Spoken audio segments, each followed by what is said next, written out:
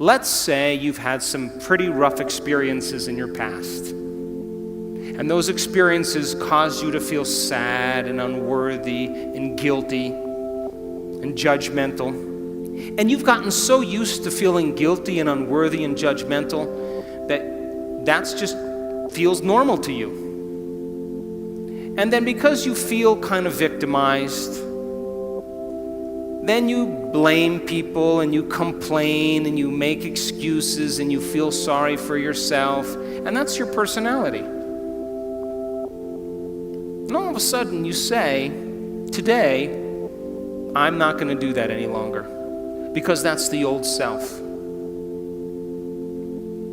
And then you start off your day and it goes really well for about 2 hours. And then all of a sudden, the moment you realize that you're no longer making the same choices as the day before, you are going to feel uncomfortable.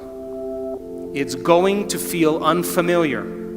It's going to be uncertain. There's going to be some unpredictability. And we now know that people would rather hold on to their guilt and unworthiness than to step into the unknown, because at least they can feel something. And so the moment you stop making the same choices that you always make, get ready, because it's going to be uncomfortable. And that's the moment you're heading towards the new self. And we call it stepping into the river of change. But now, remember, 95% of who you are is your body as the mind. You know, you've done something enough times that your body does it better than your brain. So you may actually complain unconsciously because your body does it all the time.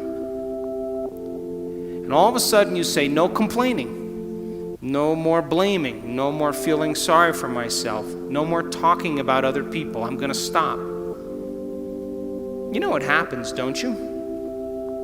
The body starts sending signals to the brain. The body's been conditioned that way. And all of a sudden, you start hearing the thoughts in your head that say, why don't you start tomorrow? Tomorrow's a better day. This is too hard for me, I can't change. Something's wrong with me. It's my mother's fault. It's my ex-husband's fault. It's my ex-wife's fault. I'm this way because of this event. Or the most important one, this doesn't feel right. And the moment you respond to that thought as if it's true, that thought leads to the same choice, which leads to the same behavior, that creates the same experience, that produces the same emotion, and the person says, this feels right. That feels familiar.